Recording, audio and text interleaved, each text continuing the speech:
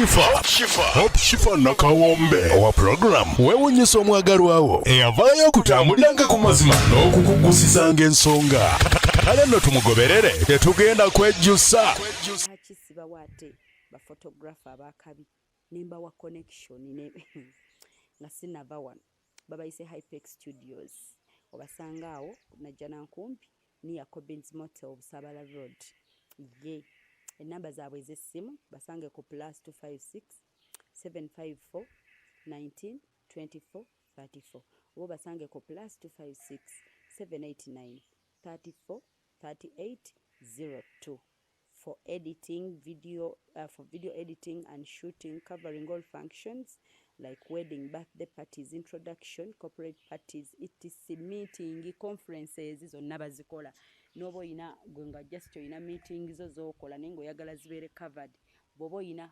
bobo ina housewarming oyingira nyumba yo byonna babikolako mikwano bekwate babayise Hypex bwiki osegedde naddala ya hotel kati nze bwe mbanga nzijja wano nga waliwo bazadde bange nenga beetaze ne banfumbira sikitwala nga kyakukola ki kyakusaaga but ekingumya nti waliyo Katonda oba waliwo abatulaba bye tukola osegedde nnaku nga 2 emabega oba 2 oba 1 waliwo omuvubuka gwe basse mu America abamuyita Charlie Kaka bamukubye amasasi naye omuvubuka oyo abadde atambula mu masomero ng'ayina ebigambo byajja akola ki byajja ayogera yatandika ku myaka nga 18 n'atandika otambula ng'agenda asomesa eggwanga lyabwe ng'ensi ezaakula abatusinga n'afuna ababiteekamu ssente asomesa okukkiriza mu Katonda obutajjaamu mbuto okwagala ensi yo ne waliwo ababadde bamulaba osegedde era mu abo abamulaba mwe muli abadde bamukkirizaamu ennyo ne bamugoberera era abadde omu ku bavubuka abayambako ennyo Donald Trump okuddamu okufuuka pulezidenti wa America bati buli birungi bijja n'ebiki n'ebibi bijja n'ebirungi kati muba mulaba waliwo abatakkirizganyiza na ndowooza ye era mwe mwavudde abamukubye amasasi n'afiirawo naye nga nze kyandaze eki kyandaze nti gye tubeera yonna nga twogera wabawo abantu abagoberera era abatutwala nti bye twogera birimu amaki amakulu okitegeera naye nga bwe nabagamba luli nyina akagambo ke nabagamba waneeno lwe twali tufunyeemu eyajja n'atuwa obubaka ku beemulugunya ne mbagamba nti tewaliyo kirungi kyotagenda kukola ki kusasulira oba mukajjukira nti buli akola ekirungi ate okisasulira oba obonerezebwa okitegedde oyinza owulira ng'ekiri fane nti gwe wandirowooza nti bw'okola ebirungi okola ki osiimibwa naye bw'okola ebirungi osasula kati yoyo omuvubuka bamukubye amasasi ne bakola ki abamujjawo so ensi bwetyo bwetambula naye lwaki mbyogedde nti mu nsi ezo waliyo abavubuka abato yabadde aweza buweza myaka 31 owulira naye nga awulira ayina by'ayina okugamba eggwanga fe abafu ab'emyaka 32 babeera ku TikTok okuzina maki babeera okwo ne bazina balina obubi n'abatabulina ab'emyaka gyaffe bo kye basobola okukola era bwe tubayita mu bintu nga bino nti banaye tubeeko gwe tuyamba ennyumba eyimirirewo tubeeko gwe tuyamba amagulu empewo bwejja asula akaaba asiiba akaaba awo following tebeerako osegedde tekuba akaawo akugoberera oyogere bibataagala kukola ki naye mu nsi ziri ezaakula ezatuleka abaana emyaka egyo ate be bali mu kulowooza ku Amerika y'enkya naye ffe nga tuzina amazina nga bwe tunyeenya obubina bwe tuggulawo ebifo ebisanyukirwamu bo bali mu kulowooleza nsi yaffe then emyaka 5-10 okuva kati ate tusindikeyo bato baffe bagende bakole eyo Oisegedde kubanga ffe tetwagala kutandika byaffe. So kati nze kyekinsanyusa buli lwe nzija wano nga ndaba waliwo abantu abavubuka ab'emyaka gyange nga mulimu abakyala abakadde abansingako bensinga nga basazeewo ne beerekereza ne batagaaka tugende wali eri ebakka mu tawuni tukube ebidongo. Nina kirabu awo gye mpitako buli lunaku nga ŋŋenda wo buli lunaku wabaawo ekikiri okitegeera naye ogenda olaba nga yeebiguza zza amazina gonna agatuweere wano eno tukubireko omwana oyo obugalo okitegeera nga zendekisa abyeresezza Naalongo bonna ne bajja ne bagaa tubeere wano waliwo cause gye twagala okukola ki okuggusa. So bwetyo bwe tusaba n'abatulaba ku online nja kiddiŋŋana nnyo nti kino ekintu kitono buli oba n'omutima omubi gukuleetera okulaba nti kinene nnyo okitegeera naye nga naani Rachel bw'asobola okwerekereza n'ampa amagi naawe osobola okwerekereza n'otuwaayo akakadde tetugenda kuddamu kukusaba nkiddamu bw'otuwaayo akakadde ne tuzimbira gaadi ennyumba tetugenda kuddamu kola ki naye kati nawe kubamu akafaananyi tugenda kuddamu kusaba ki nti tukolere gaadi embaga titumukolere abaana tusaba ssente za gaadi aweerere abaana olwedde basoma baŋŋambye bo kati ne fiizi waabwe yatuddeyo dda engoye mami Christine bamuyita mami Agatha anti Agatha byonna ebyo abikolako bonna ensonga bazimala ezo okiraba. So bino tusobola obimala singa kibuuka aleetayo akakadde n'omulala n'otuwaayo akakadde n'ateesobola ng'olala teweesobola n'otuwaayo 10 okitegeera. Omuntu asobola okubeera ku online ng'asobola okugula data tasobola kulemwa bw'aba ayagala kintu kino kugenda mu maaso kuleetayo 10,000 kuba ekisooka tuli muzisaba lumu osobola otuwa leero 2 enkya n'otuwa 5 sente ne zijja nga zikola ki nga bw'olaba Saddam yatuwa 5,000 omulundi ogwo naye buli tutuula wano nga kwali kati era atuweerezaayo 2 okitegeera. So abantu nga Saddam tubeebaza nnyo ng'oli muvubuka munnaffe naye n'ogaaka neerekereze. So kyetusaba bannange tetubeere eno paka ssaawa 9 nti naffe twagalayo nnyo ne mu kkubo olumu tuddayo tutyayo kituufu naye olw'obulumi twagala okulaba eggwanga yaffe nga likyuseeko ng'embeera ekyuse okitegedde twagala okukyusa obulamu bwaffe naye ne bw'oba oyagala okukyusa obulamu bw'otya obulamu obukyusa ate naawe okyusa obw'abalala. Omuntu teyatondebwa nga buli kimu azza buzza mu lubuto lwe. Omuntu yatondebwa n'agenda mu maaso ng'alinga mugga gufuna amazzi ate agamu ne gugata okitegeera agamu gajja amalala ne gakola ki ne gagenda era buli lwe guba nga tegufulumya amazzi ago tegaba malamu.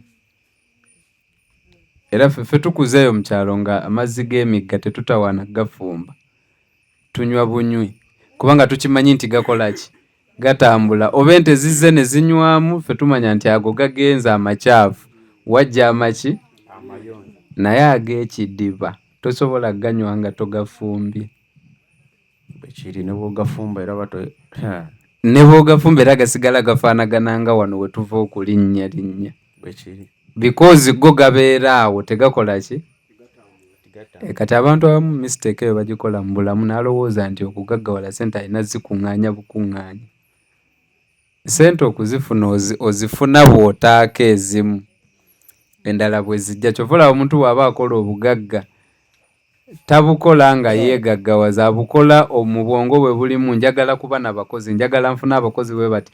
Naye abakozi bwe bajja mu bulamu bwo bafuna omusaala nga gwe tonnafuna, bafuna ssente nga gwe tonnaba kufuna nannyini kukola bizinensi. Obajjanjaba nga balwadde n'obambaza n'obasuza nga gwe kennyini tonnaba kusobola ebimu byekolera. Naye ate gy'okoma okufuna ennyingi because buli lunaku obalowooleza nkoze ntya abantu bano okubeerawo. Okitegedde? Kati bw'oba oyagala kugaggawala ate kusukka ku leve eyo entono olina okuba nga olowooleza eggwanga lyonna. Kyova olaba ng'ovudde mu kwerimba ojja kutunulira eggwanga nga Uganda nga tewali asobola kusinga Pulezidenti Museveni bugagga. Olw'ensonga ye bw'aba alowooza alowooleze ebizibu ebiruma eggwanga ki? Ddamba.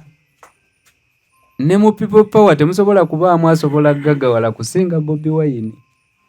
Kubanga bw'aba alowooza alowooleza ekibiina kye kiki kyonna. Kati gwe olwobeera nga obwongo bwo wabuteeka okuba nga bw'oba olowooza olowooleza famire yo abantu 2, 3, 4, 5 era ze ssente z'ogenda okukola ki? Okufuna. Nkiddemu nange simanyi ssente. Kati nze bwe mba nzija Eddundu eno neebuuza bwe biseera biri we mbadde sijja Ddundu kati ate oba ssente ezindeete naate mbadde nzikolamu ki? Kubanga lwe nzija eno nnyinza osipeninga kale 2. Okitegeera? Naye ekibuuzo luli zibadde ziragawa kubeera siinaayo kataka nti kaakano. Engoye nnina engoye zange 2 Gadi azimanyi bulungi. Okitegeera? Naye bw'otandika okulowooza nti nina obeera Eddundu otandika okufuna amagezi agaleeta ssente ezo ezigenda okubeezaawa Eddundu. Kati naawe bw'okiteeka mu mutwe n'oga waliyo abantu b'Eddundu abeetaaga okulya, betwetaaga okukyusisa obulamu. Buli muntu ali wano alina omuntu ali connected to her or him nga yeetaaga okuyambako. Tulinawo bato baffe abakyasoma nga bagenda kwetaaga emirimu, tulina abamaliriza, tulina abalala nga nabo tebalina waakusula nga bw'olaba Gaadi nga nabo basobola beetaaga obuyambi. Okitegedde? Tulina Muzeeyi Zendex nga ye ayagala kizindaalo naye nga kiriko just emitwalo 10 kya mitwalo 8. Okitegedde? Yes. Nabadde ndaba omuvubuka omu nina gwe nabadde naye n'amundaga nga ggulawo akafo oba bakayita spa massage pala. Wamulabye? Wamulabye Gaadi? Bamuyita chicken. Yeah. Naye nze mbyasinze okunnyumira yagambye akafo ako abatabimanyi kati abeeno naddala ab'emyaka emikuluko bino bizze ku mulembe gwaffe. Emirembe gyammwe mubadde mukola nnyo nga tewali malala ago. Omugongo ogenda kunnuma nnoonya awantu bannyigenyiga omugongo. Naye ffe tukuze bannyaffe ng'omugongo bwe gumuluma yeebakakkakeeka nagamba muuga jangu wano nninnyelinnyeko. Okitegedde? N'omulinnyalinnyako. Naye kati ssebo omulembe gwazze baakoze obufu obwo babuyita massage pala. Osasula ssente zo ne bagenda ne bakola ki? Ne bakunyigaanyiga. Kati ekyasinze okunneewuunyisa ng'emitwalo 2 mwegi mu ssaawa emu n'ekitundu oba n'obutawera. Akonze ke kasinze okunsurprisinga ng'agamba ku mitwalo gyo 2 mwegi essaawa egi nekigamba n'okugamba mbu zino ssente n'atakola azifuna. Okategedde? Yagaye n'atakola akola ki? Azifuna. Ne munanga agenda funa abagendayo nga bagenze babakole ki? Nga bali ku waiting list. Babakole ki? Massage. Babene ku waiting list wali. Kati abantu abo tuli mu kugamba wano eno nti osobola otuwaayo emitwalo 5 akakadde toyina kyofiirwa. Okitegeera? Ssente tuzirina mu bungi naye ekizibu tuzikozesa bya kisiru. Okitegeera? Siri mu kuba bizinensi y'abamasaagi n'ebirala but era si kyekituufu ku levo ya Afirika n'eya Uganda okubanga gye wantu gye twanditadde ki ssente zaffe. Ffe tukyalina ebizibu bingi, abaana bano tukyali nabo budde bwa kusoma tebannaba kudda ku ssomero ng'omuntu omukulu ogamba mbu 25,000 essaawa emu mbu ssente si nnyingi. Okitegedde? But abasobola leve eyo tubeesiimisa, naye kyengezaako tegeeza nti kwezo osobola okukwatako 5 n'ogaaka zigende eddundu zikole ki? Ziyambeko zikole emirimu, zikyuse obulamu bwa Millicent.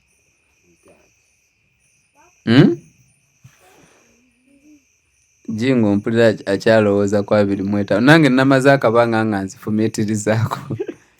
Mama wange yakugambanga n'omulinnyalinnyako, kati abantu basasula 25 essaawa emu bumu. Okitegedde? Ekitegeeza mama wange si ye yali omwebafu yekka, nze mbadde manyi owange ye yali omwebafu. N'owo wamulinnyalinnyanga.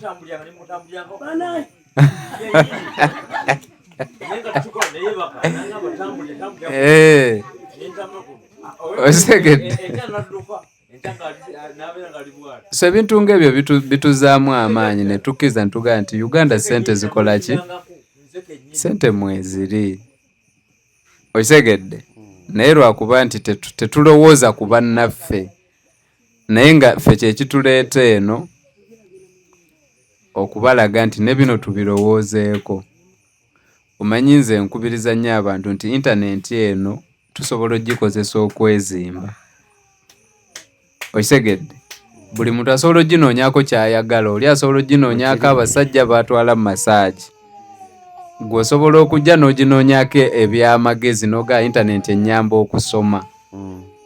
Omulala osobola okujja n'ogaa nina ekitone ngenda kukubirako dansi abantu bajje bandabe. Omulala osobola osalawo ne weegatta mu biguruupu ebikola entalo Chameleon versus Alien Skin, n'olondayo ttiimu gy'owagira ne mukeera ne muvuma. Bannaye Maama Mugabi aliwo. Kase twala omwana yeebake. Bannange, ani amulumizizza ensolosozi?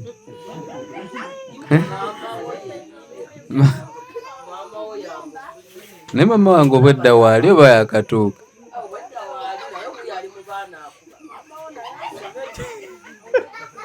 Abajjanjaba bali mu kujjanjaba.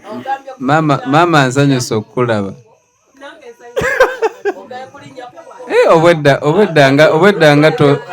Obwedda maama nga tonjulira nti nakulinnyanga ku mugongo.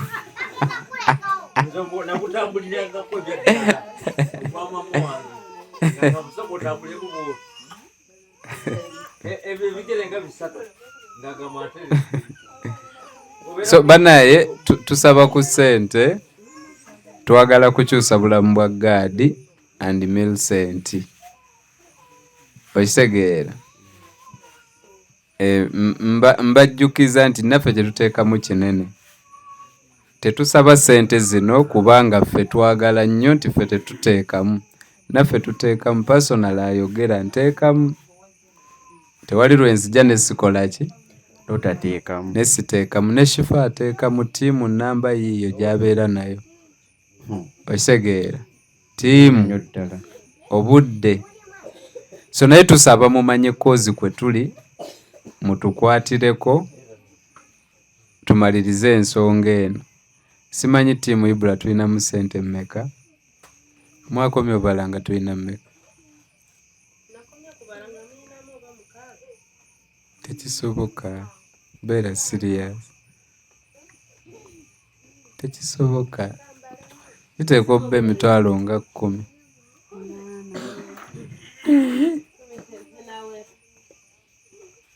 Amazina gonna gendabye wano tegannaweza 10,000.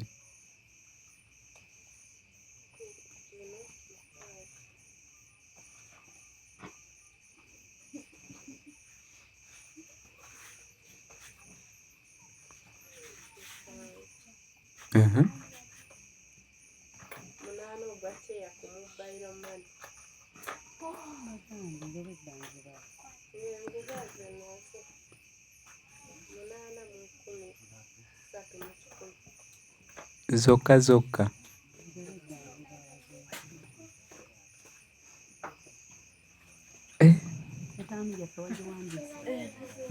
twongeremu ssente at least tuweze emitwalo 15 tuve wano ffe ttiimu Ibulamu twongere ku ssente. Okola kiggwe fajjaffe giweze emeka? 10. Bana ttiimu Ibulamu leete ssente, ttiimu Ibulamu leete ssente tuweze at least emitwalo 15 ffe tuve wano.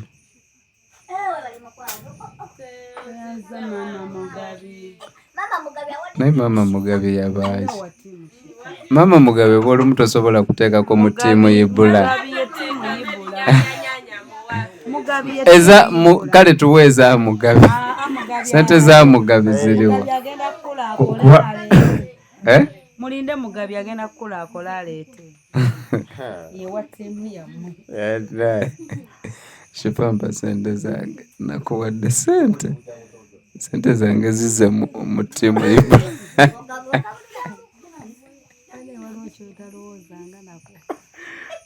Nze toddiza balance.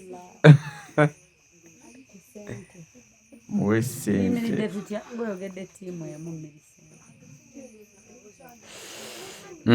Ttiimu yammwe egamba ete? Ezakajja ku ssimu waliyo 1,500,000.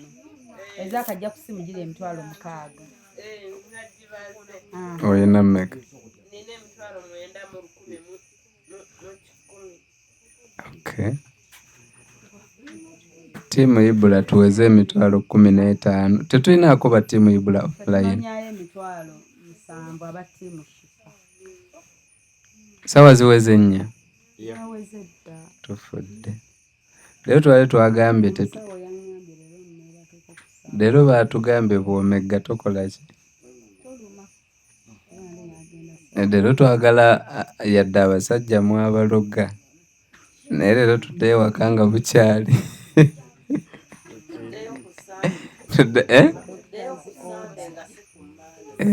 Tuddeyoko ku Sande. Leero twagenda lunaku lwankeera.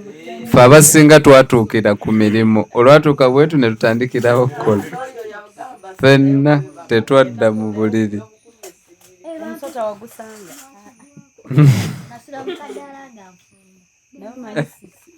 Nsula njirooto okuva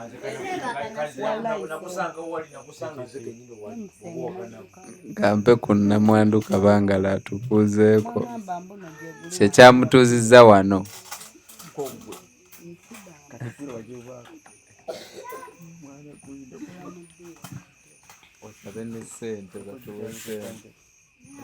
Abooluganda Yesu yeebazibwe. Balamusizza mu linnya lya Yesu Kristo.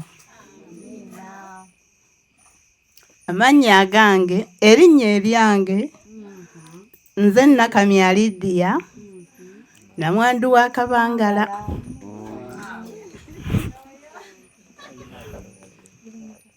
Bannange abatulaba mwenna, tusaba ku ssente, mutuwe ku ssente tusobole okudduukirira God and Millicent.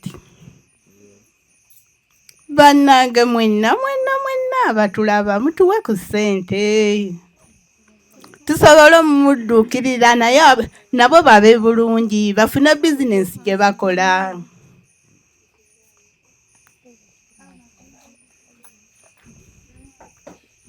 Ebyo bye byange. Toyanza. Waliwo wa ttiimu Ibula eyagaanye okwogera.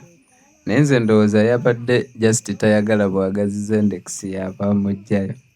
Kati wa ttiimu Ibula ate wa Mamba kati ate abadde aludde okulabika kati kandabe bwagaana omuzindaalo.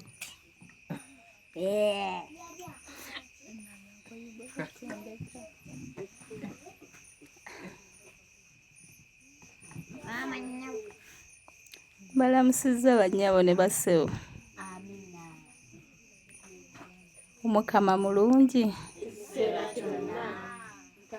Enjeera z'embeera ze. Mwebala okubaawo. Mwebalire ddala. Nange mbaayo. Obulamu bwe buba tebweyagala saagala kujja. Saagala bannange kusanyuka nga nze sisanyuka. Amannya. Nakiranda Juliet Ssenga w'abaana. Tiimu Ibula. Kajja kujja inshallah. Abatulaba mwenna. Abaagaliza Gadi and Millicent okuba obulungi.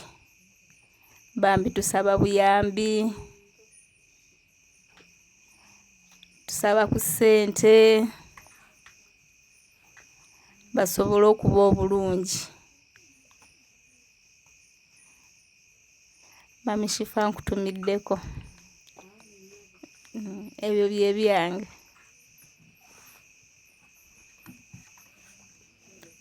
Yansa. Tumaliriza.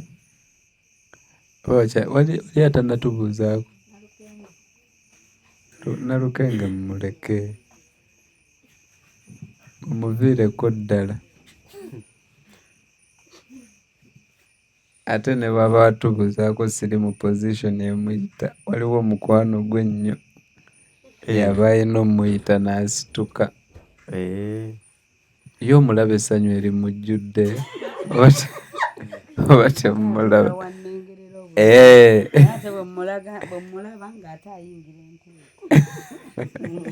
Naye nga musanyufu.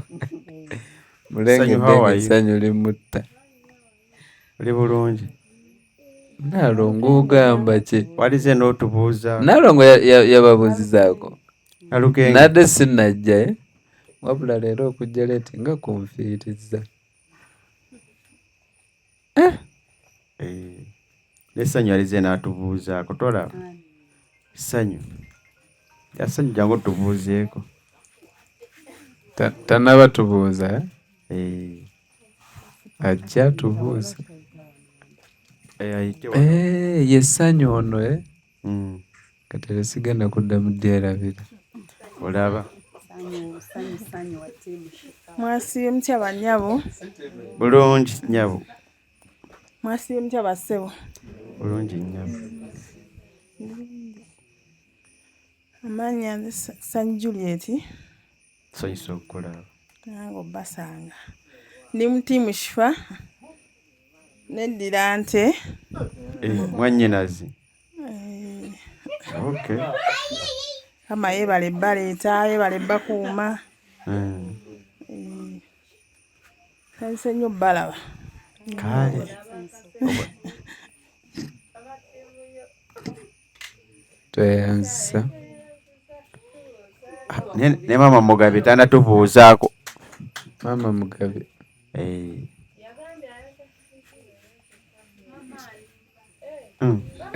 Ati tayinza tubuuzeko era n'agenda nga kubanga ng'omumateeka.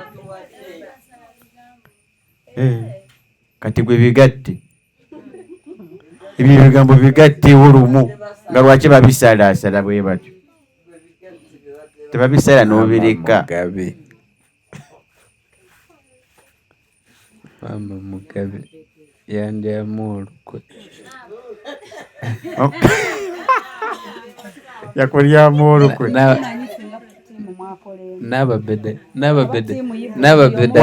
Akaviri sokoleke. Nababedde akaviri yakasibiddewa kabula soke. Kabula soke. Mbadde neerabidde akantu ako ye n'ababedde. Nababedde wandize n'otubuuzaako just ng'aba ttiimu Ibula baleeta ssente tuweze emitwalo 15. Jangu otubuuzeeko n'ababedde. Akantu ako kannyumira nno.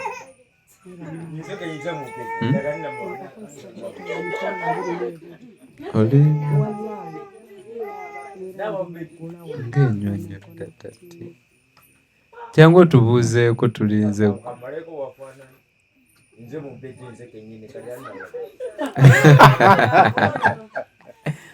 gwe nno leka naababedde.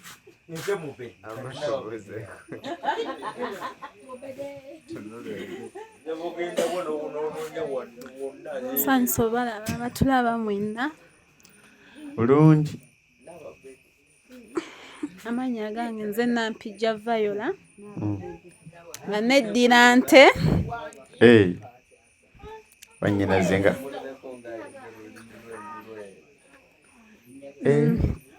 bw'oyita eyo baganda bo. Eyo ninayo akakwate bukojja waffe. Mama waffe atuzaala yava eyo kati twakulira eyo. Naye ffe taata waffe Muganda. Mbakoowoola mwenna abali ku online. Akazindalo nakakuwadde n'okwogera bulungi oba nkuwa akange. Nedda. N'ababedde ayina eddoboozi.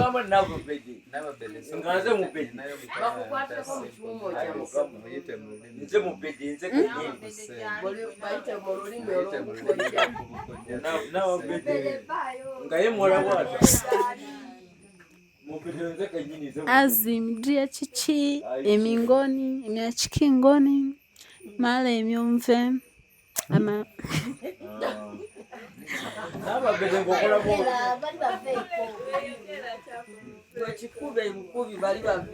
emyomve amalia meeting amariu sabiti alvusi bamani rizulki Millicent and God aleki epmazako family itmazako anji idriki neski business mambaksini manchimata walfo aringa mukersi ebya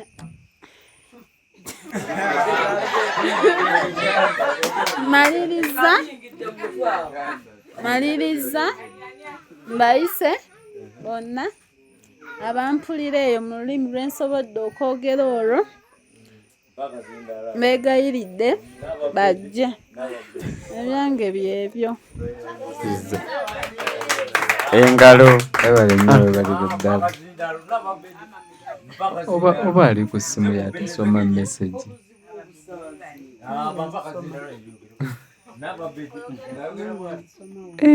N'ababedde n'asaba ssente ne tutafuna ku ssente.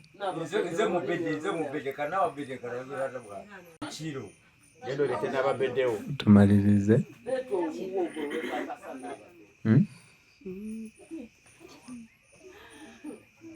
Gadi sebo galawo meeting. Tumaliriza. Mama Subi, how are you? Mama Subi tanambuuzaako. Pozi Mama Subi oli tiimu ki? Tiimu Ibula. Oyo tiimu Ibula oyo. Tiimu Shifa kati. Ate waakatuuka si bwe kiri? Kozi yampa tiimu Ibula. Yakuwa tiimu Ibula ye tiimu Shifa. Jangu otubuuzeeko gwe asembayo kubanga oli atubuuzizaako byo nawe waakajja. Oyo wa tiimu Ibula. Owa Ibula tabuulizaako bashifa. Jangu obuulizeko abashifa n'obaagala kulaba ko batuwe ku ssente gwe balinze gwe asembayo.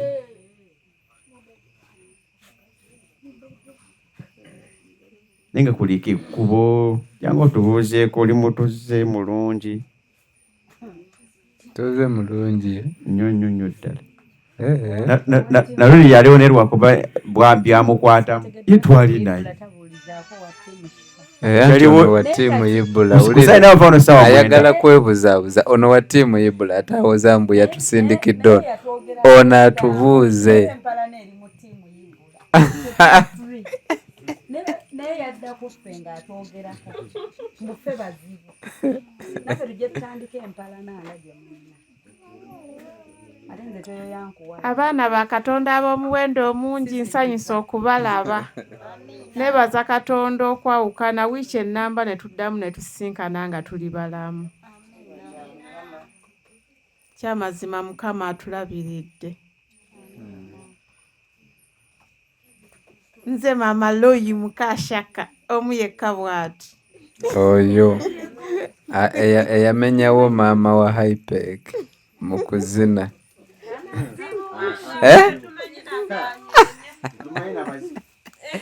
Oyo mwana nga yatandise ndalimba.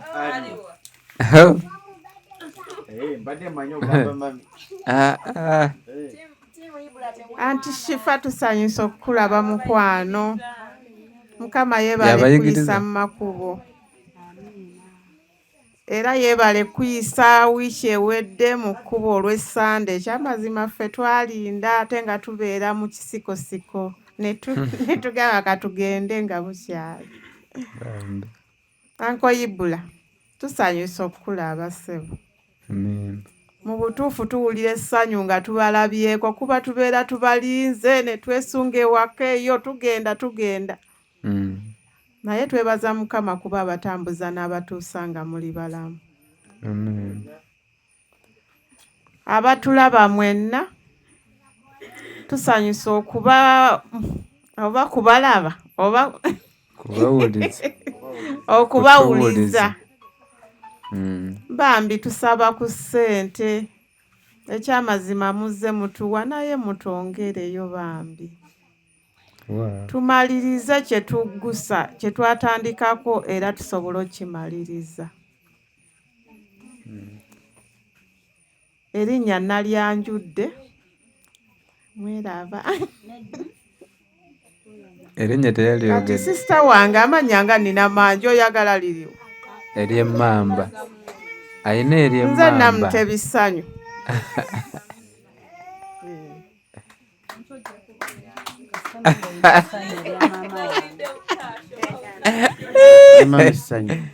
Nze mumanyi wa mmamba. Tweyanziza otubuuza. Adimbye. Oya. Bannange abatuuze b'Eddundu mwebale nnyo mwebalire ddala okubanga temwatudde naffe okuva ssaawa 9 n'essaawa zino mukyali naffe teri yeenyenyezaako yadde ntaddeyo ewaka nga meeting tenaggwa. Bannange twekubireko mu bugalo. Yes, mwebale n'okwewagira.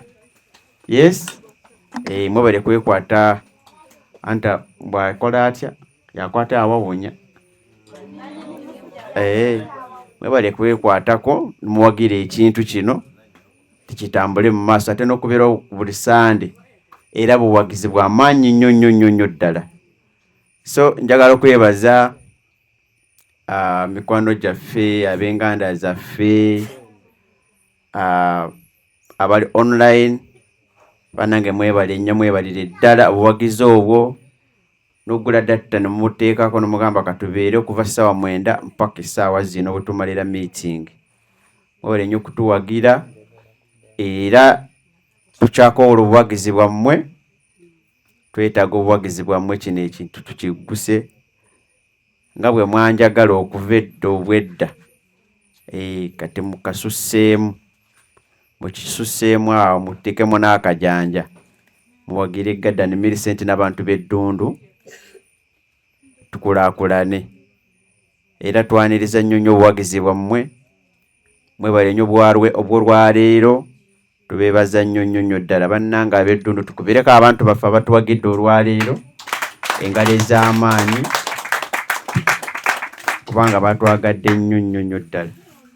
Ntumirako Mami Christine, waliwo sisita yasoose otuwayo omutwalo awo n'abalala tulinayo Chairman Obed n'abalala bangi basijjukidde ku mannya gaabwe naye nga Brother Crash Sadamu.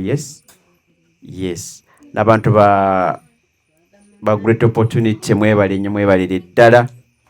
So tukyetaaga obuyambe bwammwe ebyaddala naye nga mwebale nnyo, mwebale ddala otuwagira. Okay, neebaza waliwo byagala okwogera.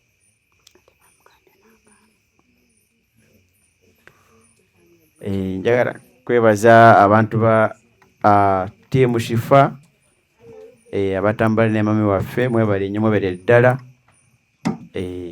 okujja eddundu nomutagikoowa. Ate nnyo twagala kwebaza mami waffe Shifa olwokuba nti buli Sande yeefiriza. Kati tuli myaka tugenda mu mwaka gumu plus yafiisa essanyu lya Sande n'alitwala eddundu. Kintu kya muwendo nnyo.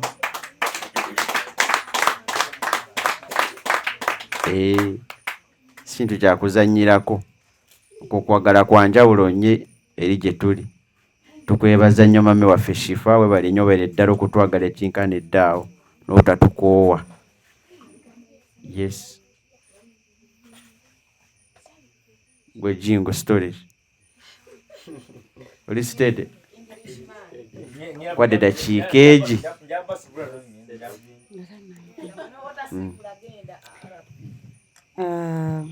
Banaye tweyanziza batugoberedde mwenna ababaddeko. Sinnabuuza ku bantu okuva we nazzi. Mbabuuzizzaako mwenna abali wano ku ground be tuli nabo n'abatulaba online. Mwebale kubaako. Tutuuka wano ng'omuntu okooye nga n'omubiri gwonna gukuluma. Ng'olina okuyiiya osimayiringira abaliwo. Nga bw'otaaseke bagaha kati ate leero kinga nabo ojja beeraliikiriza. Kati n'obeera in between obukoowu ng'olina okuseka osanyuke, olina okukola ki? Bannange nze simanyi. Nvuze okuva eriwa ku Remityana nga tujja.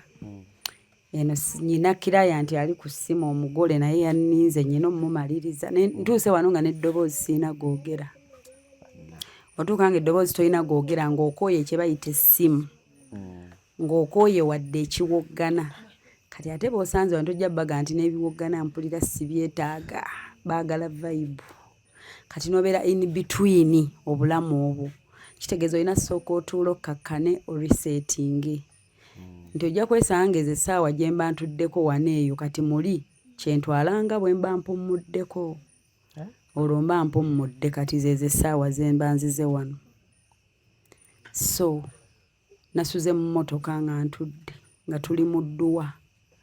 Kakitegeeza obeera tonneebakako ate n'oyogera olunaku lulamba. Twava ku seeti ne tukwata bye twakwata awo ne batutwala mu dduwa.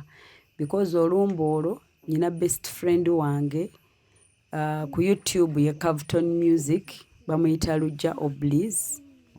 Be bamu ku bambeererawo nga ndi ku UBC. Maama we yafa mu biseera we natravelingira n'enfulumamu. I think before mabegako katono. Kati ne ŋŋamba n'edduwa y'ennakwana nayo ŋŋeme genda. Ate maama wa muzaalira ddala yafa. I think maama we baamutubikira. Olunaku lwe baatubikira maama we nali nzija wano. Nasooka mu interview ya Metro FM that day ne tulyoka tujja wano. Lwe lunaku lwe lwatubikira maama we. Twali tutandise campaign y'okubaako ssente ze tusonda bamulongoose. So lwakyogera twali ku UBC ku olwo twaliyo ne David Lutalo ne batugamba tumusondere maama we bamulongoose bya speed. Wayita oba nnaku 3 ne batubikira maama we. That day nali nzija wano. Lwali lwa Sunday. Lwali lwa Sunday twalina wano bamani yani ime. Lwe twalina ba ime wano be batubikira maama we. Kati byankwata mu nnaku ezo zonna. Kati natuuse nga dduwa ne ŋŋamba nange ŋŋende kuba naatuuka last minute. Ne ŋŋamba ka ŋŋende muba naayasa enku ekiro. Nenjasa enku ne tufumba. Abantu fe aba bafumbidde ekyeggulo. Kyejjo. So leero ne bukyanga wendi. Bakalo Nantongo batwegasseeko ne bangi abantu bangi babaddeyo. So ne tubikola ki? twagenze mu ŋŋenda ndoza nagenze ne abamu ku ba UBC n'emmotoka ensanzeeyo obusanzi bagindeeteddeyo obuleetezi ne tugivuga ne tujja Eddundu. So nninza ntuukira mu mbeera bw'etyo nti omuntu waliwo omuntu obudde obwe w'atakufunamu ky'aba ayagala nti omulaga essanyu eryo mu butuufu naawe obeera weegattagatta ng'owulira oyabisse kye bayita okwabika. Era nasuubiza benze nabo nze mbagamba naye temufaayo leero ku 3 nzigala meeting mwebakeko muwummuleko.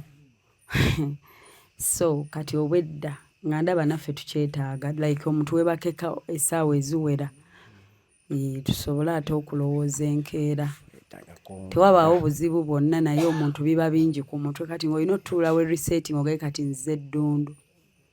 Kyova olaba ntuuse mu mpaaka zindalo yogera kati mba nyina ate owummuza ku ddoboozi kyova olumu ne Millicent nga mpaayo ku mazzi agabuguma mu kikopo ndirakisinge. So mwebale nnyo kujja, mwebale kubaawo, mwebale kusigala ng'ekintu tukyakitwala mu maaso. N'abatulaba online mwebale kuba ate mmwe mulumirirwa, waliwo omuntu alumirirwa nga ye talina nnyo kigendererwa because abali ku ground tuyinza okugamba nti Vice neighbor waani wa Mwami Gaadi nti ye kale amanyi bulungi embeera naye ate muneesaasiro wa online nga yalina twala ffe kye tumugambye. Atwala kye tumugambye ne kye tulaga n'akiyingiza mu mutima ne yeewaayo atuyambe agaanye n'agaana. Akkiriza nakkiriza kati tulina obbawa respect esingakaawo nti ye tali ku ground talabangako talinga Mami Christine yeesitukira n'alabako abasinga tebannalabako naye awulira kye tumugambye na reacting anagaaka nkwate 5 gyange gino ngibawe. So tweyanziza nnyo tweyanzeege mwebale nnyo embeera yeeyo yaddala nga bwe tujja tugibagamba. Kumpi buli lunaku ndabayo ka message akapya akagamba Shifa akyali mu meeting zino tebiggwa ne kati njirabye wano nga nsoma nti Shifa akyali ewantu eyo oyagalayo ki tebiggwa. Munnange nange njagala nnyo okubeera ku winning team. Ndi omu kubeegomba okubeera nga nange bukya nti eno nkyalireyo ku peesi yange. Bye nsobola okukola mu Lwessande bingi nga wiiki temmala nga Olwessande olwo nga nandikoze kino. So munnyambe mbeeko ebirala ate byenzigusa bye nsobola okukola mu Lwessande nga nabyo musobo byenyumirizaamu abandaba. Buki nange ŋŋambe nti kati leero kaŋŋende Ddundu nkyale naye nga nzize tusanyuke si byakukuba luseke bantu. Oluseke olwo si lwangu oba lunnyanguyira nga ndukubira mulala naye nga nze nnyina ebyange nga 100 naye nga omuntu okuŋŋa nti kubira ku gundi omugambe nga bwanannyima nti osaba ne bannyima nti ogamba omuntu nga simusabanko ne mugamba naye leero kanneeweeyonsa naye leero nsabye 2 bagimpadde. Nsabye 2 nze baye byaddala ntuuse wano nga sinamu tutuuse ndowooza omutwalo gwe mbadde nsigazza mu nsawo. Waliwo Junior kagenza ogula mukayise ka kebo bikyakafudde nga amasannyalaze gagaanye era wuuyo jasi yazikuŋŋaanyizza mu nsawo yange 5 10 era nga mpeddemu siina era singa tebampadde biri ekyo nandivudde wano nga siina kentaddemu nange lwagaanye. Simanyi n'amafuta agaddayo oba gatumala kwaba bagavuzeeko okunnona n'okujja kati kalabika kayase dda naye tujja tutuuka. Waliwo we lugaana naffe ne lugaanira ddala naye ate nga olina okujjozeemu abantu essuubi. So kati nsaba mutuyamba abandaba mmwe abeebuuza tavanga eno sivangayo mukwano kuba munaye ssente zo zizo tokwatako ttuwa gwabuuza singa wakwata n'otuwaayo because omanyi nti omanyi era kituufu abaatuwa tewasobola kuvaayo eyatuwa n'abuuza ekintu ekyo. Twasavaayo eyatuwa mu kwanjula oba mu mbaga naga Shifa era akyazungira Eddundu because eyakuwa asigala following nagakandabe ku bantu bennawo 10 lwange naye olw'okuba ggwe era wabirabanga bw'obiyitako that's why gojja kimu ng'obuuza era akyali eyo olugira ng'oscrolling ogenda because mwe mu nsi mukitwala nti tebitukwatako byabwe be bamanyi n'ennaku yaabwe naye lw'olikeera n'okwata omutwalo gwo n'ogutuwa you get concerned omanye lwaki nkyali eno kuba njagala nnyo wangula saagala kufeyiringa kati bwe nva eno nga tebiwedde mbambe ngenda kweraba nga luuza ate saagala kubeera luuza si y'ensonga lwaki bantuuma Hope bantuuma Ssuubi nga taata wange yali neetuumira nga musajja musiraamu n'agamba naye nedda wadde tuli basiraamu mu nju twetaagamu Hope nanneetuumira Hope ne gye nasomera baalowoozanga nti swaga neeyita nickname naye munnange taata wange yantuuma Ssuubi erinnya eryo saalyeteekako kati ate era ne bantuuma Shifa kuwonya healing is Shifa kati Shifa gwe baatuuma Hope ate ne bamutuuma Shifa nva eddundu eno olw'ebyo nange bye neegomba okukozesa obudde bwange naye nveeyo nga tebiwedde si kyekyo kye nakola kye nnina okukola okubeera nga tustrugglinze otuuka wano nga nnina kuwanika so abansapootinga bashifaholics ne bawero wishers ne oba vidiyo giguddeko tuli ku mulamwa gwa kuyamba bantu na kukyusa bulamu nze mu nsi I believe nti osobola oyamba omuntu omu bw'ati omuntu oyo n'alandirako abalala unless era gwe tekijja kukusanyusa era omuntu atayagala kulaba bantu balala nga bali okke naye omuntu ayagala okulaba abantu nga bali okke ye muntu agamba nti Shifa tukwate ku muntu ono ate osanga naye alibaako byatereeza so era omuntu gwe tukutteko era watabaako byatereeza ekyo kiba kikyo gwamanyi tetujja kubanja gwe olina kwebanja bw'oba toweebanjizza amanyi ne Katonda ayagala blessing omuntu ng'agenda ku blessing abalala kyova nze nsaba Katonda ssente mugamba ngabirira nange nja kuwaako abalala ate bwe naawaako abalala bagenda kugulumiza erinnya lyo so y'ensonga bye bimu nze ku nsaba yange simanyi oba nsaba bubi naye Katonda ema musaba simusaba byange nzekka mugamba abantu bagenda kwenyumiriza mu linnya lyo nga basinziira ku nze kati nkusaba ompe sigenda kubeera nakyemalira ngenda ku blessing abalala abo bagenda kugulumiza erinnya lyo nga bagamba Katonda yaleese Shifa atuyambe kitegeeza muntu ogenda muleetera okumanya Katonda abadde tamumanyi bwe ntyo bwe nsaba Katonda ate ng'era neewaayo n'ekikola so tweyanziza nnyo mwebale nnyo abeebuuza nkyaliyo ye nkyaliyo olwammwe abatankwatiraako kunnyamba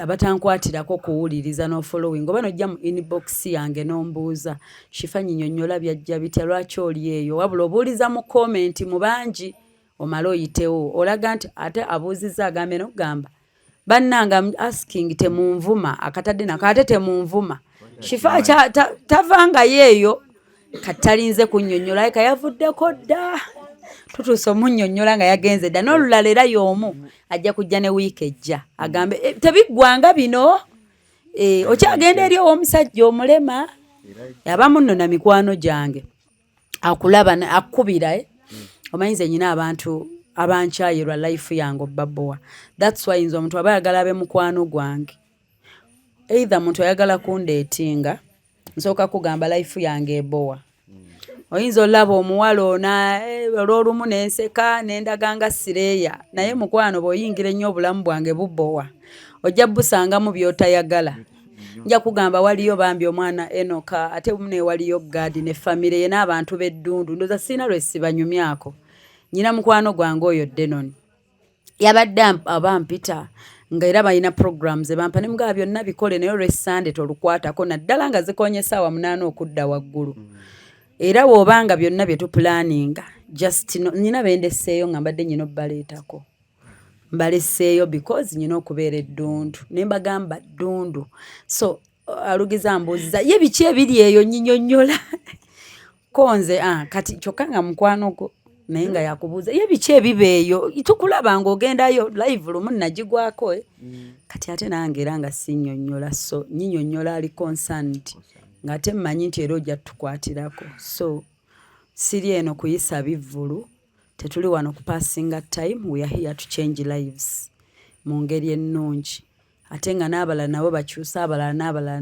n'abalala so tweyanzizza tubaagala nnyo Shifa channel eno giyimirizaawo okubaawo nga bwe mbagamba nti channel eteekebwamu akasente okulaba nga tubaweereza ate naffe ne tubalangira brands ezo ennungi ezisobola obbatuusaako services mu ngeri ennungi mumanyi nze nyina obulango bw'essiranga nga n'oba ompa mmeka abo sibalanga. So bwe nkeera ne nkugamba nti Hypex Studios be bakuba ebifaananyi ebirungi kitegeeza mba nabekkaanya nga ndi sure nti sijja kuswala nga mbawadde client. Ate nga mbajjukiza nti musapootinga abantu abazza mu community, nti bonna abasapootinga bagenda kuzza mu community. Nagambye abantu abatulaba nti bawulira Hypex Studios era be ba great opportunity. Great opportunity muzze mubawulira mikolo mu bulamu bwa God and Millicent era bayambye abantu abalala bangi nnyo. Kitegeeza bo supportinga Hypex Studios oba zizza mu great opportunity. Great opportunity ezza mu community. Great opportunity badze batuwa ssente bwe twali tugenda mu mbaga batuwa ssente ezisukka mu miliyoni 5. Nsuubira twali miliyoni 8 ku 10 from great opportunity. Obudde buno ne tujja twatandise olugendo lwaffe luno olw'okukola bizinensi olwa God and Millicent must shine fule. Si kukoma kushiningira mu suuti na gawuni but kushininga mu nsawo zammwe. Great opportunity yakutedde akakadde nekola ki nekatuwa. Kitegeeza supporting a Hypex Studio. Sente ze mugenda okwata muteekeyo bagenda zizza mu bantu. Okitegedde bali awo ku Busaabala Road najja Nankumbi near Cobbins Hotel nkusomera ennamba y'essimu gwe wenna agenda otegeka omukolo n'oba togifunye nga togiwandiise come to my inbox ongambe Shifa njagala nnamba ya Hypex Studios mbere ngamba supportingako ate bazze mu community. Munnange ensi eno yeetooloola leero osobola okuba ng'olina ssente zo ng'ogamba ndibifuniramu wabalinnyambirawa naye munnange mu kwetooloola eyo tomanya. Nze nsanze abantu bangi for example omukyala wa Mpombo Restaurant bulijjo njagala nga nkolera ebirungi nga simanyi nti mmanyi ne maama we. Tugenda okunyumya ennyo ngamba naye gwe Shifa tomanyi. Abamu ko basooka surprisingira mu show yo wagenda dde wa maama wange wali ne intro wagikolera wali ku masiro wa Kasubi gye wakolera ne intro n'ogende wa maama waffe era abalabako waliwo omukyala gwe bayita Hajati Pate abeera mu bitundu ebyo ye maama w'omukyala oyo nga namusurprisinga dda. Kati kye ŋŋamba nti ate Hajati we nasurprisingira maama abwe kayita nagenda nabweru nga tannafuuka kyali. Kye ŋŋamba abantu nti ebintu bikomawo bwe biti ne bikola ki ne byetooloola. You going to need us one day. Ate nange nafunamu entondo bw'ojja ng'onneetaaga nsooka kugamba oli mu nsi ki ozze ondaba ongoberedde okumala emyaka emeka ntadde ng'abantu ku channel tubayambe wali onsupportinze wa that's why we man saving ennamba nteekako Christine Nagawa eyannyambako ku bya Enoka ku Ttendo ne ku okitegedde n'obwekebera essimu yange era bw'oba wanvuma n'ompuliza bubi nteekako Rita eyanvuma nampuliza bubi n'akosa omutima gwange. Njagala nkujjukire mukwano n'ababo bonna ab'olunyiriri bonkujjukire. Bw'obanga munnange wawa Gadi engoye era ŋŋamba Mami Agatha eyawa Bagadi engoye eyawa Vice kino byonna n'ensooka nkuwandiikako ebigambo ebiwanvu. Kyova olaba abantu bange bajja nga nayogera naye emyaka ena emabega aba yakankubira ne muga bannange gye baleko mukyala kyeswanaga Shifa ku bantu b'okolera omumanyi kumbe wakola ekyamagero siyinza kwerabira nyina akatabo bwe kati because ndiswala one day omuntu eyampa seminti eyampa ekintu ku Gadi ajja nkubira essimu mwetottozeeko gwani buke aneetaakeko favor male mwewozesaako. Kitegeeza era ne bwemba omuntu akubye nga era ne mba nkunyumiza nga Gadi omuntu oyo nno yoli eyakukolera kino because ne gwe tuyamba njagala abeere nga akujjukira. Omanyi mu nsi tusurviving ebizibu lw'abantu abatusabirako. Nze I believe nti waliwo ne lwe neerabira okusaba Katonda n'enfukamira olumu ne neerabira esswala ezo ne zimpitako bwe zigenda naye nzikiriza nti waliyo omwana omuto Miracle ajja okugamba nti bane waliyo Mami Shifa amwogereko bulungi ngenda kubeera blessed gye nvugira Mukama nkuume olw'ensonga waliyo Miracle nnyinamu essuubi kati Katonda ne bwe yandibadde atuusizza okuntwala ajja kugamba nti Shifa naagire nga waali ku lwa Gadi ne Millicent ku lwa Jingo oyo Shifa agire nga waali akyalina mission z'alina okukola ki kati nammwe mukole mission ezo muleetere Katonda okwongerayo obulamu bwa kuwangaaze golooza nze okuwona obutwa gaali magezi gange Miracle gundi olukwe lwali lumaze okugguka naye nga Katonda agamba nti God and Millicent must shine nyineyo omwana Enoka nyina omulabako ng'atudde S4 S6 nkyayina Isaac nkyayina okubeera tulabe graduation ye kati tuleetere Katonda okutukuuma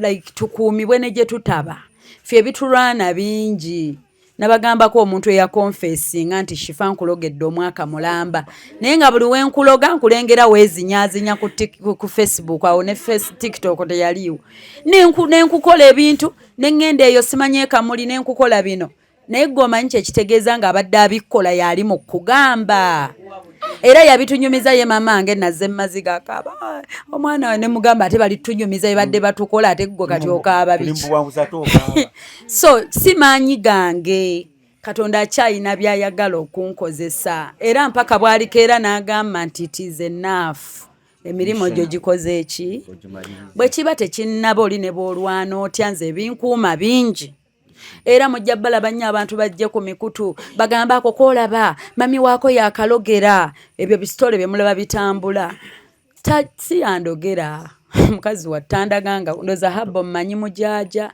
manyi kisubi ne jajja wange yampanga buno obukoola obuwonya omusujja obwo bukaawe nnyo babuyita batya obwo bye bimu ku bye mmanyi ebimu si bimanyi naye munnange emirimu gyaffe gye tugenda tukola mu nsi Katonda tumuwa reason omulaga nti tukyamugasa kwa Katonda aba ne ways ennyingi bwa blessing abantu be goyinza omusaba Katonda vice n'osaba Katonda naye ng'agenda kiyisiza mu nze ng'agenda kiyisiza mwami Ibra okitegedde so bannaye wa ttiimu Shifa tuleetedde bannange tulaba kuki tweyanziza ttiimu Shifa batuwadde 15,000 tobuuziza ku bantu tamanyi gyali obugalo bwa timu bane mumuwe engalo siziwulira engalo tuziwulira omugagga akole sente atayogere sebo taata katukwogerere tweyanziza thank you so much ate onoonye sente ate oyogere nzize mbigamba client wange ngenda mukolera abadde ngamba Shifa biki byogenda okwogera mu surprise namugaa ate gwonoonye sente oyogere nze byoko wa ttiimu Shifa mubuuze wamuli wa ttiimu ki wamuli ttiimu ki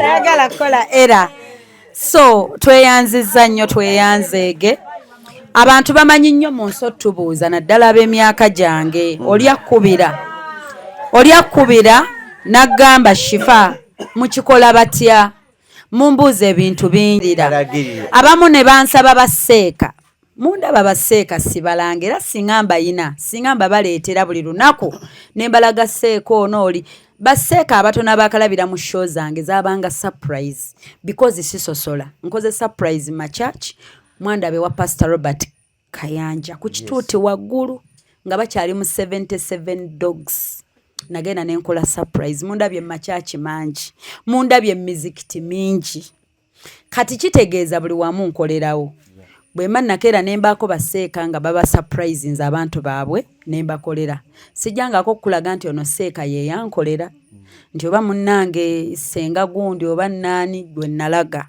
bino ebintu byembeeramu buli sande bye mulabanga ebibowa bye binkuuma ate bye bimblessinga in life. That's why abantu b'emyaka gyange bw'oba nnyonnyola how you live your life bakulabanga fala kozi jaso mchale yankubidde jjo nga mpa surprise yangambye Shifa twenkana tuli ku yagambye nyina emeka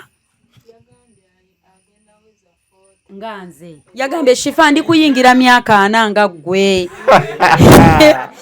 tukubidde na kumacha ye yakubye kumacha atomala amanyi olwo ofuuka owaana nga woyitawo omanyi ki wenna mugamba nti siri waana tebampe ssente ate ng'akubye kumpa ssente kati ng'oyo omugamba kituufu mukwano emyaka gyaffe nga bw'omanyi kati obulamu bwe buto bwe butambula bye ndi mu kwogera wano bye mbagamba that is my life. Era abamu abanyigira nti like omanyi abantu bagenda bakwesalako abamu tuba n'emikwano nga abamu ekyali kibagatta leero weewanyuma leero we wali live band oba leero we wali kye n'otuuka nga sigama nti tobyagala naye ng'okusinziira byogoba ne mission z'oliko ng'obudde obwo bwonna kigendamu tekigenda kukola bagenda bakwekutulako bangi but bwe bulamu bwange obwo obubbowa nze manye essanyu terikoma ne kati waliwo ali mu kuzimba ekifo ekipya ekijja ekigenda omenyawo ebirala ekikyakalirwamu obudde buno abatuyiyiza engoye tebatudde bali tuyiyiza kati waliwo atakula omutwe ng'aleeta design waliwo ali mu kutakula omutwe kwegamba ebinyuma tebiggwayo nga bwe ntera okugamba abaana abawala ng'omulaba yemazeemu n'akalenzi n'omugamba golaba binyuma nnyo leero naye bigenda kunyuma wali nga ne maama wo takubuuza nti olazeewa gumiikiriza nga bwe ntera bibagamba era bwe bityo nange babiŋŋamba either babikugamba obitwale oba obireke so kati obulamu bwebwo lyeryo eddogo lyange kujja mu bantu bano ne tuliira wamu ne sisosola bantu ne sibaboola ne ntegeera Katonda wange eyantonda nengezaako tetuli perfect but tugezaako nnyo byebyo bw'ogenda obigoberera abandaba era bayina abatandise okungoberera oli nakukubira n'agamba mami Shifa oyina ebigambo bye wayogera 2 years ago y'ensonga lwaki kati nagumira ku kyeyo nze yali addukayo olwa boosi wange oyina wali otudde oyogera ekintu nga tomanyi kumbe kiina gwe kikyusizza nagamba Shifa kati nkomawo nga nnyingira nnyumba yange lwakugumiikiriza weebale ennyungu omuntu akwebaza ye first time okukubira naye ng'olina kye wamuteekamu gwe kyotamanya nti omutaddemu at that moment ebintu ebisinga tugumiikirize Rome wasn't beauty nadde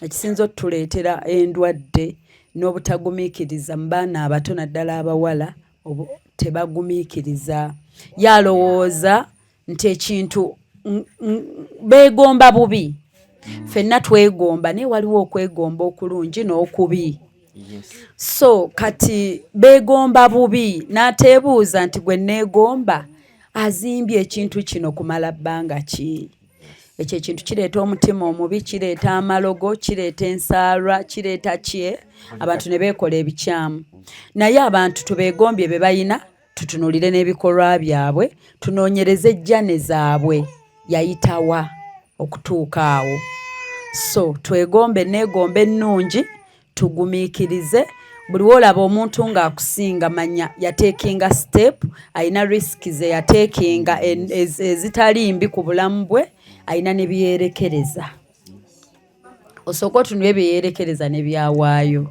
nze leero bondaba mu nnyonyi oba luli ne nnyambala akagoye ne kakkuba nga tokayina n'onyiga bunyiizi n'ojja onvume manya nnyina bye neerekereza nkikoleredde okituukako so ebintu ebyo tubitunuulire tuwulirizenga nnyo abantu omanyi bino bituuka ne bibabowa naye ng'ate bw'anaabiwa obudde n'ajjamu biba birina bye bimutwala asobola okuyambayamba ky'osobola okuwaayo kiweeyo ky'osobola okukola eri omuntu omusanyuse kikole gwe ne wooba onyiize ku mutima gwo ng'oba bakunyiizizza ng'omutima bagutaagudde genda okirabe okikole.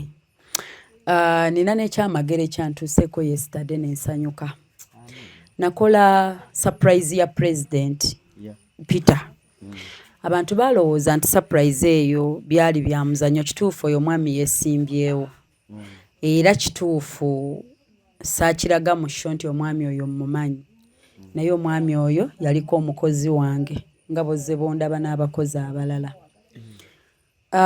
Mwami Ibula oba twali tunyumya ku kina ngamba waliwo owannakate yazze wamulabye nga sinaba nabbiraba ne mugampeereza link ne oba nengenda nensaakinga I think ne mulaba ne mugana omwami oyo yaliko omukozi wange nno bonga ttona emabega ne twawukana bubi.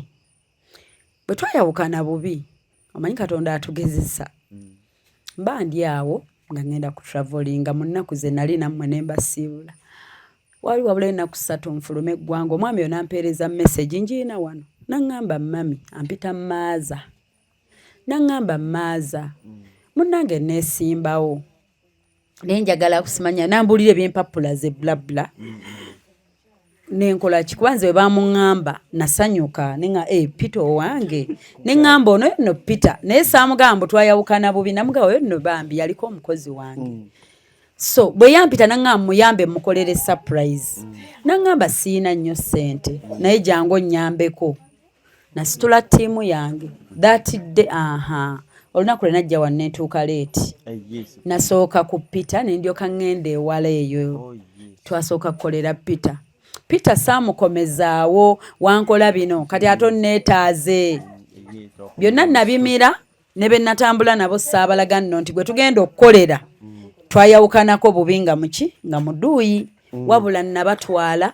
nga bamuyinako respect nti tugenda kukolera client ku bonna siina nagwe nagamba nti talina na bulungi ssente betugenda okukola nabya offer okitegeera siina kye nabannyonnyola wabula bamuhandolinga ne respect ne care n'ensooka nziza byonna ebbali bye twayitamu n'ebisongovu na biki nengenda nkole Peter kyayagala oyo ye shifa omutuufu bwe namala okukola Peter kyayagala ne musiibula kumbe kyasigala kimulumiriza ng'awulira bubi kati nnyina neeyambuuza waliwo omwami bamuyitakayo Wisdom ali Canada gwe nakeera ne mugamba nti nnoonya nno ku bakozi abayinza okunkolayo batino bwe bati omwami yo nannoonyeza abavubuka abo abaami abo Peter yampa abantu 3 omu yali driver omulala nga ku kamera omulala editor naŋŋamba kofunye bantu togenda kwejjusa mwami kaye n'abampa kati Peter bwe yaŋŋamba omukolera nakigambako kaye ne mugamba ssebo gyebale ko ngenda kukolera nno Peter kuba saagala kubanga mukwano gwange yanyiigira omuntu ali kumpalanirako omuntu atannengereyo kati nayina omugambako kuba ye twakoma akolere kyanyiize kale bamudisappointinze ng'ali kumpalanirako kati ate agambe alabe ebintu nga bitrainingaga eshifa gwempalanirako yampise emabega so ne mugambako kati era bwe namugambako ye yanyiiga naga naye abantu abo batukola ebintu bo ne bucya nga batwetaaze ne badda buzi ne mugamba it is okay muleke kangende nkole kyayagala kati nze nembireka by the way obulamu ne butambula kati olwejjo twali awo nenkubira Peter ne mugamba by the way Peter okusinzira ku comments z'abantu bayina ebibuuzo bye beebuuza gy'oli komawo tuklarifyinge abantu obagambe was it comedy oba bituufu weesimbyewo n'ekirala otubuulire empapula nakato yadduka wamala n'ozifuna kale oddemu ku comments z'abantu kumbe ne Peter bwe namuwadde chance akome wansinkani ku mutima yabadde ayaayaana nga kimulumiriza okuva enavudde waali so tuba tuli mu kamera nga nkola interview ya Peter nga ndooza ndaba ntuusa omusiibulo lonziruka ate nkwate olw'emityana Peter naŋŋamba maaza kati nze nga ne ku kamera saagala abirage because okay yesimbyewo ayagala bwa president tobireeta ebya maaza nze hope wabimpita lulingo nkolera it is okay era yakyusirizaawo naŋŋamba maaza mpa omukisa okwetondera mu kamera ng'ensi eraba omukyalo ono yatuwa obulamu bwe twali tuloota ne tubuzannyiramu nenjagala ŋŋamba owa kamera ajjako naŋŋaa nedda mulekeko kamera ensi esaana emanye ku bantu abalungi omwami n'ayogera ebigambo naye kyasinze okunnuma mu byayogedde omayinze bwe njawukana n'omuntu ntera nnyo okugamba abantu nti musabira bulamu kuba ne yali ayagala okunzita mpaka kati ye nkyamusabira obulamu kuba mba mmanyi waliyo chansi ye ey'okulokoka mu mutima alongooke kati ekyasinze okunnuma yeetonze naŋŋamba naye ate mpulira nga munnange gwe navaawo naye nze yamulemesa future nze yamulemesa omulimu namuwaga kati ekyasinze okunnuma ne mugamba Peter kati tolaba ky'otuuseeko si wabi osanga towandi kituuseeko ng'oli nange Katonda atwawula buli omu akole ki abeeko kyaba byonna biri ku kamera mugenda biraba tugenda bibateerayo because yayagadde mukirabe ate Mukama n'ensanyuka bankosezza nnyo benzize nkola nabo abamu batudde ne muzi kamera ne batuswaza ne batuwaayiriza kati Katonda bw'akuleetera omuntu bw'atyo n'alaga ku nsi obulungi bwo ng'okyali mulamu okimwebaliza. Kati ekyannumye omuvubuka gwe yavaawo naye yaŋŋamba twasituragolinga omwezi mulamba Sami n'agulako obutwa yette ne twagala tukomewo gy'oli otwanirize ne tutya ne tweweerezesa message nga totuddamu ne tugamba okyali munyiivu. Kati naŋŋamba omwana ayina n'obulwadde bwe yafuna talina ssente zikola ki zigenda mujjanjaba lwa mbeera gye baakola ki. Yes, naŋŋamba era obudde bonna bayinza omukubikira. Naŋŋamba naye gwe wazannya paati yo. Kati kyekyankosezza nti obulamu bwe buli between life and death.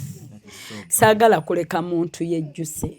Njagala nsanga omuntu nga tusobola okwebuuzaako nga bwe nasanze Peter nambuulirako ku birungi byatuuseeko nambuulira ne bwa strugglinze nambuulira n'olugendo bwe lwaba nga sibimubuuzizza. So kati omwana oli gwe yaŋŋambye naŋŋamba agenda kunoonyaako akwetondere nga ye namukubirako ne ku ssimu awo n'atamufuna. Naŋŋamba yagula obutwa yette. Naŋŋamba naye obudde bonna bagenda mukubikira alina kye yatugambye kye yalwala. Naŋŋamba byonna wabikola watujjanjaba watwambaza watusuza. N'abuulirira ne bennina kati. N'agamba mutabani wange Isaac namugamba oli ku kituufu omuntu ono wa ddala. Kati ebyo bye ŋŋamba abantu nti Katonda one day kola paati yo tambuza obulamu bwo gwe bwe weetunulangamu n'ogamba sirina musango beerawo osirike. Katulinde ninze Mukama nsaba atubezeewo nga tuli balamu n'ab'obutwa mbalinze kubanga sirina musango.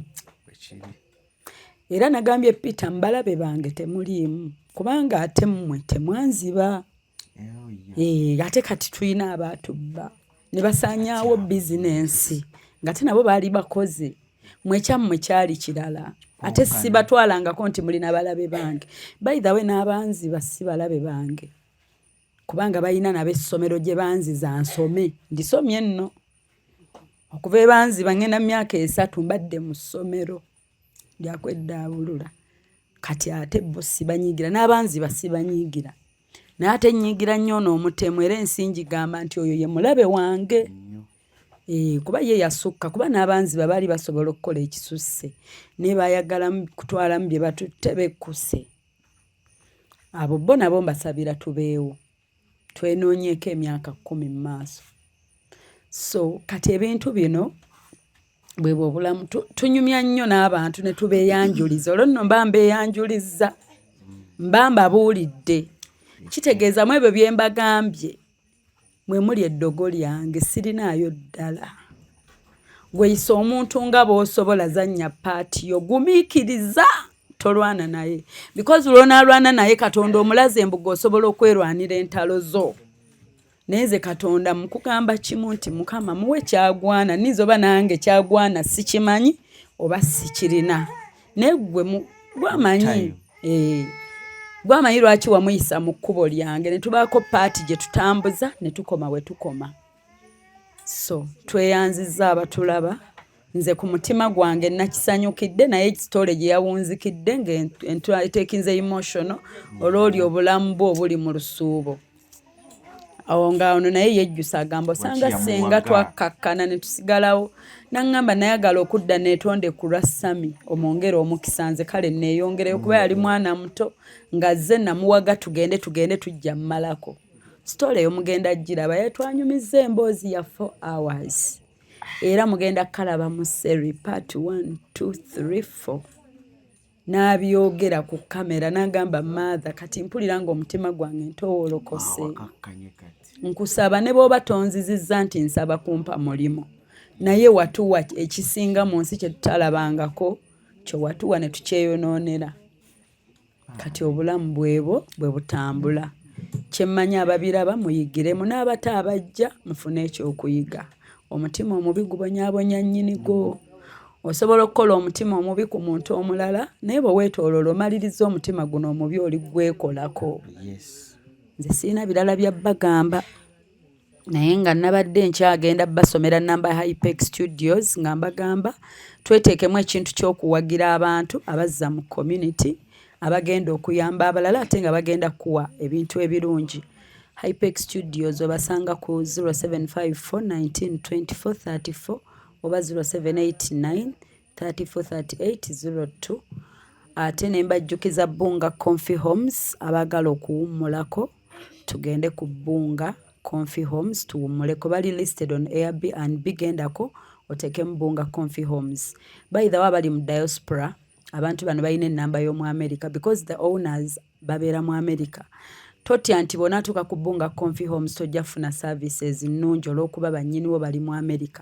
Buli kimu bakikolera ku mulembe. Era ennamba yaabwe ya USA ba owners oba bw'oyagadde okwogera nabo bennyini obasanga ku +1 6175 952751 0772 461 976 oba 0701260881. Mbaagala nnyo, nsigadde nze Nakawombe Shifa Hope ye wammwe nze omu bw'ati. Stay blessed and have a good night.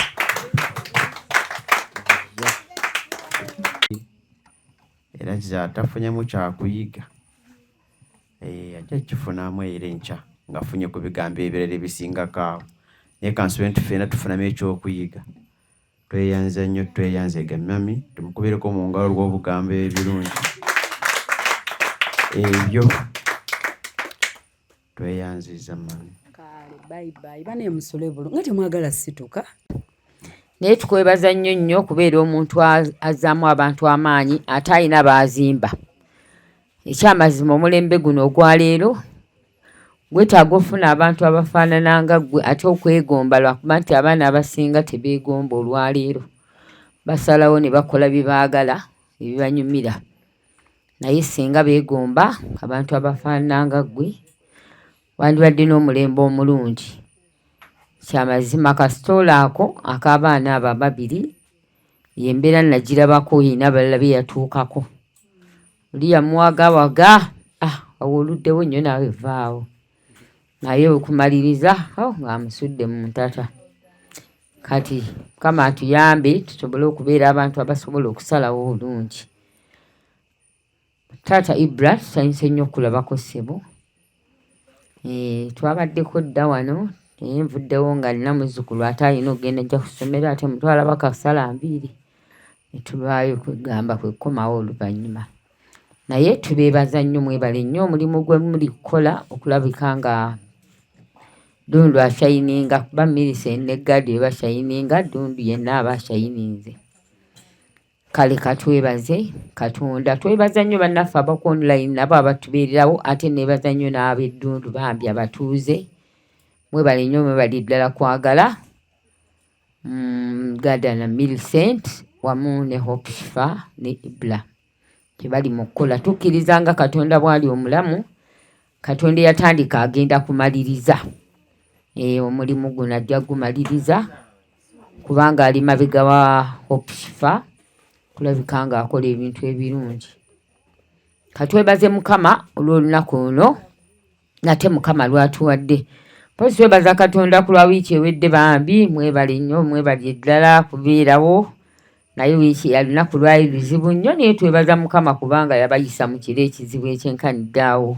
Kumala leeti ate kutambula kiro naye n'okutuusa leero nga tewali yafunako buzibu ekyo nakyo kitwebaliza Mukama. Kale katwebaze. Kitaffe omwagalwa ayinza byonna Katonda w'ekisa ekingi taata nno tuli wano mu maaso go. Tukwebaza mukwano gwaffe olw'omulimu omulungi Mukama taata gw'okoze mu kifo kino gw'okoze Ddundu. Taata olina w'otujje olina w'otutte Mukama ku lw'omukyalo ono Hope Shifa gwe watugattako. Taata weebale awamu ne Mr. Ibra Kibuuka Mukama weebale nnyo weebale eddala lw'abantu bano watugattako Eddundu. Taata tulina w'otututte olina w'otwongedde olina w'otujje. Tukwebaza Katonda waffe nkwebaza olw'abatuuze b'Eddundu bonna taata bewaddeyo okubeera wamu Mukama wange taata omutukuvu n'abaana b'okulabika nga beeyongera mu maaso. Tukkiriza Katonda gwe yatandika ensonga eno taata by'okoze bijulira nti wooli era ogenda kukola. tukwebaza olw'obulamu bw'owadde omwami Kibuuka ne Shifa taata ne gurupu yaabwe yonna gye bakola nayo. Weebala olw'obulamu bw'obawadde, weebala obusobozi bw'okutambula, weebala olw'obukuumi. Kitaffe omwagalwa ayinza byenna, era kitaffe omwagalwa nga taata omukolo guno nga n'olugendo luno lukyagenda mu maaso, tukkiriza taata omulungi okutumazaako obulungi obuwanguzi obunene. Taata ku lwa byonna bye tulabyeko obuwanguzi bw'otukoledde, tulabye okuwangula Mukama wange mu kwanjula, tulabye okuwangula taata mu mbaga, tulinze Mukama taata obuwanguzi mukwano gwaffe mu Garden Millicent Mashine. Tukikkiriza nti ogenda bikola kubanga yegwe Katonda atalimirirwa. Twebaza nnyo Mukama olw'obugabirizi bw'otuwadde okuva ku online, abantu abo bonna babaddewo okutuyamba. Taata buli muntu yenna mu ngeri ye mu kiti kye yeewaddeyo Mukama okutuyamba. Taata tusaba nabo baddizeewo bawe omukisa. N'abo abali eyo nga bayaayaana nga bagamba naye singa nfuna nange nandiwaddeyo, Mukama baggulye enzigi nabo bafune era baleete Mukama wange bagatte ku Sifa asobole okulugusa kye yatandika mu linnya lya Mukama waffe Yesu. Taata omwana we agamba tayagala kulemererwa era tagenda kulemererwa kubanga gwe yatandika naawe oli mwesigwa. Kitaffe omutukuvu naffe ab'eddundu twesabira otwongere otugabirira, twongere otugulira enzigi. Kitaffe omutukuvu tubeere naffe abawagizi era tusobole okwongera ekintu kino okulabika nga kituuka kuba yegwe Katonda ajjudde ekisa n'okusaasira. Tweyanzizza olw'olunaku luno olulungi, tukwebaza olwa bonna abasobodde okubeerawo n'atabaddeewo. Mukama tubateeka mu mikono gyo kubanga bali wamu naffe, mwoyo bali naffe lwakuba mu mibiri tebasobodde kuba wano. Taffe omwagalwa tukwebaza olw'abakwano baffe nga bagenda osimbula emmotoka zaabwe batambule bagende, tubateeka mu mikono gyo. Obukuumi bwa Katonda leka bubeere nabo Mukama. Enkola za Setaani embi, olukwe lw'omubiri lwonna, enkola z'abataagaliza zonna tuzigaana okulaba omuseeri obulamu bwabwe. Ekisa kyo Mukama kye kiba kibakulembera. Mukama amagenda gaabwe n'amadda gaabwe ate na mu buli byonna bye bakola batuukiriza emirimu gyabwe. Mukama basobozesa okuwangula. Gwe Katonda ajjudde ekisa n'okusaasira. Tokkiriza Mukama wange taata omubi okubakomako, okukoma ku bulamu bwabwe n'okukoma ku byabwe kubanga gwe Katonda ayinza byonna taata. Okola wamu n'abakola naawe Mukama wange taata. Abo abaagala obulungi Mukama naawe obeera wamu nabo. Kati nsabye ekisa kyo Mukama kyeyongera okubeera nabo. Kyaffe naffe Mukama wange ng'abasigala eddundu tusaba obukuumi, tusaba obukuumi eri buli muntu yenna atambula, buli muntu wonna mu distance gy'agenda otambula otuuka ewe. Tusabye obukuumi eri abantu bonna. Tukwebaza olw'enkuba, tukwebaza olwa sizoni ennungi. Sobozesa buli muntu okukola Mukama wange n'okukozesa enkuba eno kubanga yegwe Katonda agituwadde. Emirembe gyo Mukama egisinga okutegeera kitegeere n'abantu bonna ab'oku online bonna tubasabidde Mukama abali eyo ebweru bawa omukisa bagabirire, bawa obusobozi bwonna taata omulungi okusinza ku byonna bye bakoze ne bye bayaayaana okukola. Erinnya lyo Mukama liweebwe ekitiibwa mu linnya lya Kitaffe n'Omwana n'Omwoyo Omutukuvu mwe tusabidde. Amiina. Ekisa kya Mukama waffe Yesu Kristo n'okwagala ku Ayi Katonda n'okussa ekimo kw'Omwoyo Omutukuvu beena ffenna n'eri baganda baffe bonna emirembe ekitaggwaawo. Amiina. Amiina. Mukama abawa omukisa abatukuvu omukisa. Hope Shifa Nakawombe owa program weewuunyisa omwagalwawo eyavaayo okutambulanga ku mazima n'okukugusizanga ensonga. Kale nno tumugoberere tetugenda kwejjusa.